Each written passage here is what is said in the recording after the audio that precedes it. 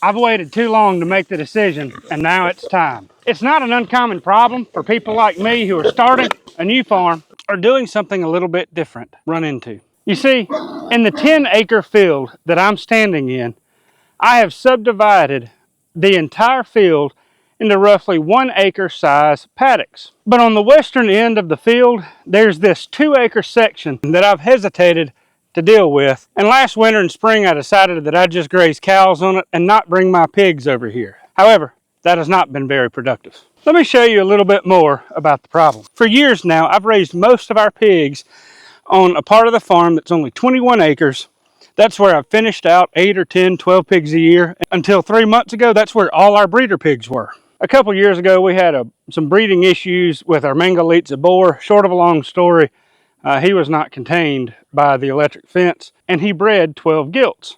We ended up with nearly 200 feeder pigs, and I moved them over here, primarily in the woods, and I also began developing 10 acres worth of pasture paddocks for our pigs to graze on. And this 10-acre field is where you see most of the pigs in our videos. The eastern end of the field is where I've had most of our pigs most of the time. And until this past spring, it was not subdivided at all except with temporary fencing. Over the last few months, I've put up 4 cross fences, and I've got another one that I'll put up when I move the current group of feeder pigs off where they are. But on that western 5 acres, I was hesitant to put any pigs, primarily because those Mangalitsas were absolute disaster. In large part because I wasn't ready for those numbers, but also some of the genetics that I got were more stubborn than most. And most importantly, they took way too long to grow out for market size weight, and they had way too much fat on them. And over the last year and a half, I've developed our Berkshire-based pasture pig genetics. They're meat genetics. They are wonderful, excellent meat, excellent growing pigs, and good mothers.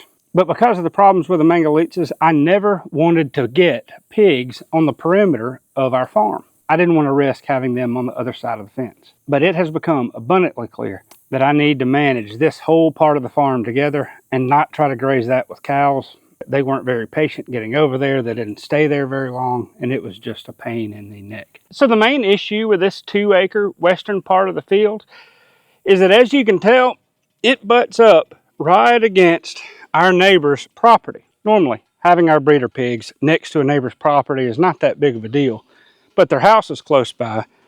We want to be good neighbors.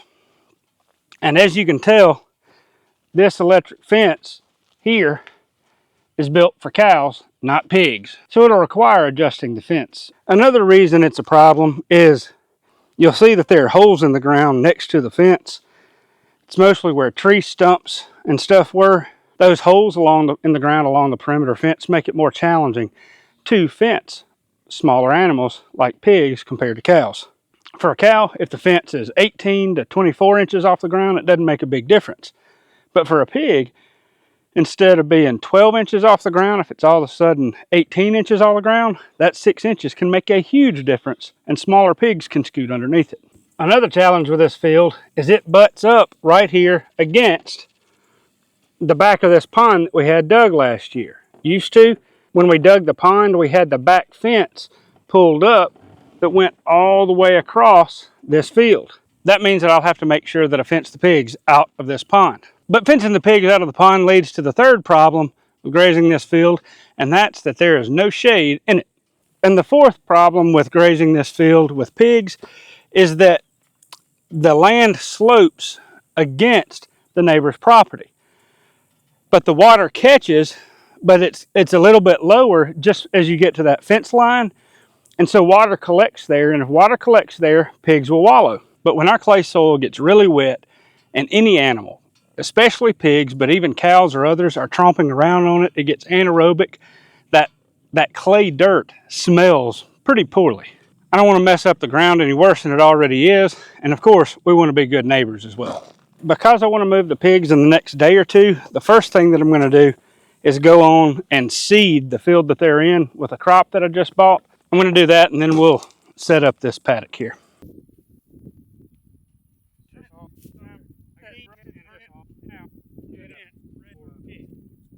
So I've got the fence taken care of, and I think we'll be okay there. Right now, all I'm doing is I'm running the mower along the edge of this field, primarily so that the pigs will see the fence real well, but also on this other side, there's a lot of stuff that can short the fence out. So while I've got the fence off, I'm going to go in and fix that. The fence is only 6 or 8 inches off the ground. As you can see, it's just right at the wrist on my hand.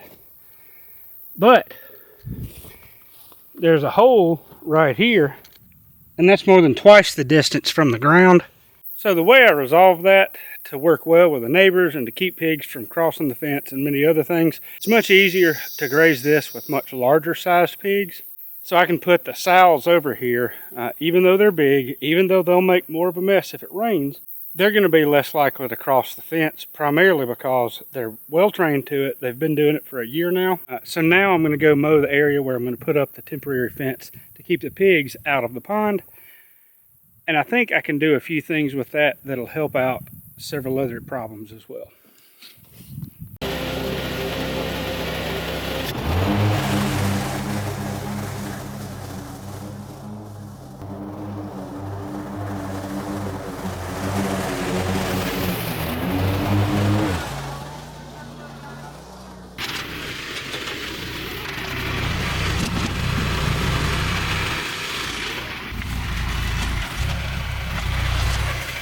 As you can tell, I've gotten mulch on the best of those trees.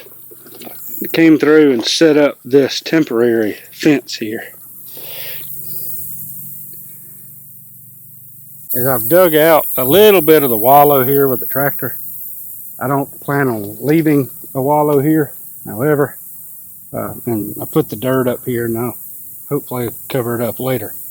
But I can pump a little water out of the pond and fill that up. Most significant problem though is it's 3 o'clock in the afternoon now, and we're just getting a little bit of shade on the edge of this paddock, as you can tell here. So by 2:30 each day, the pigs will have some shade from these trees. And even though it's starting to cool off during the days, the heat is still going to be an issue for these pigs. It's sprinkling now, and I just pulled one of the boneheaded moves that is very typical for me. The pigs were in here, and it was time for them to move, so I just went on and brought them all the way out here and into this paddock. It was basically set up. I do have to set up the water, but I wasn't ready to close this off right here, this little gate, so I went and got the mower and I'm doing that. And then on that wooden post in the corner down there, I've got to set something up to keep the pigs from going through that. But otherwise, I think we'll be in good shape. And then, ideally, I'd like to bush hog the paddock that pigs just came out of. Hey, we'll Ferdinand! Hey, pigs! Good job. Hey, buddy. She's going after the chicory. Hey, buddy. Well, the rain's catching me, even though it's kind of hard to tell.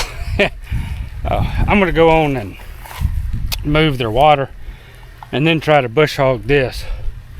And I want to put some chicory out here. I did not put chicory, just make a strip through here if I can, to take advantage of the rain.